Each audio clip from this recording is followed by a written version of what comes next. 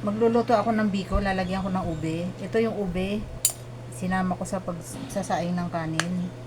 Kuhanin ko siya ngayon dito sa ano, luto na eh. Sinain ko yung malagkit. Luto na sila. Kinukuha kong ganito, tapos dudurugin ko siya dito. Mamaya ihalo ko siya pagkasama sila mamaya sa pagka nagluto na yung ating gata na pangluto ng biko. Okay? O, ganyan lang. Balik ako mamaya. Maglagay na tayo ng gata. Kakang gata. Dito sa ating kawaling paglulutuan natin ng biko. Ayan. Ube biko ang gagawin natin ngayon. 2 cups. 2 cups ng kakang gata. Lagay tayo ng evaporated milk. Masarap. Condensed milk.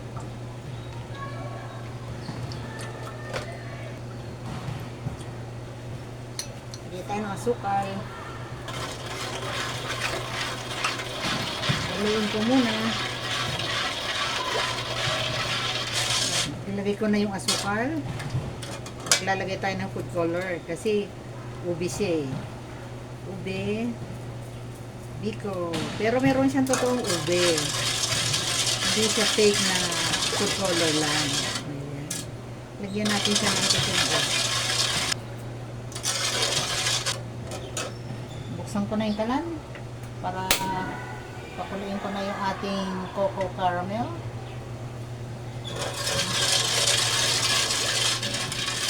Lagyan ko ng pandan. Naghalo yung brown at saka yung violet. Hintayin lang natin mag-caramelize to. Tapos ilalagay natin yung ube at saka yung malagkit na sinaing natin kanina. Tanggalin ko na yung mga pandan. Luto na sila. Nakuha na natin ang kailangan natin sa kanila.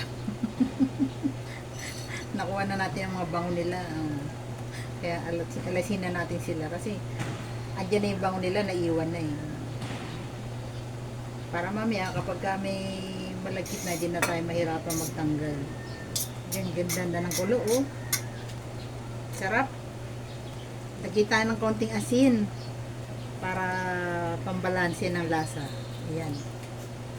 Kulong-kulo na, lutong-luto na yung ating cocoa caramel. Maglalagay na ako ng malagkit. Yung aking sinaing na malagkit kanina. Kasabay ng ube, ilalagay ko na. 1 kilo ito eh. Ang lagkit. Ang ganda. At saka yung ating ube na sinabay natin sa pagluluto ng kanin, lagay na rin natin. Ayan. Ang ating ube biko. Meron siyang totoong ube. Hindi nagpapanggap. At umpisahan na natin ang haluan.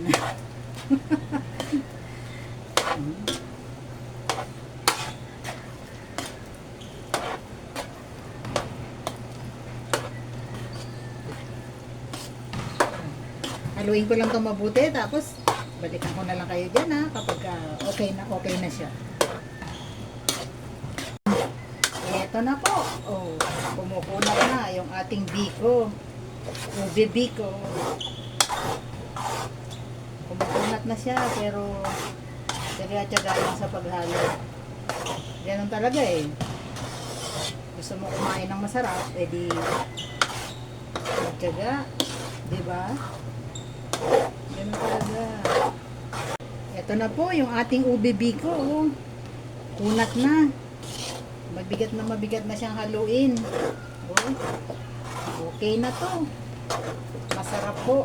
Gawa po kayo nito. Masisiyahan kayo pagkain nyo. Okay na siya. Love, love, love. Thank you for watching. Bye-bye. Ayan ha. Totoong may biko. Totoong may ube. O yan. O diba? Ganda. Lagyan na natin ng latik. Ang ganda. Ang sarap pa din. Hindi lang siya maganda sa paningin. Masarap din sa pag kinain. Hindi nagpapanggap. Hindi siya fake news. Truth. Hello. Ayan. Thank you po sa paganood. Thank you sa pagsuporta. Bye-bye. Ayan. Tikman na natin yung ating ginawang ubi biko. Ito na siya. Uy. Parang hindi ko siya masyadong gusto nung laki ng kinuha ko.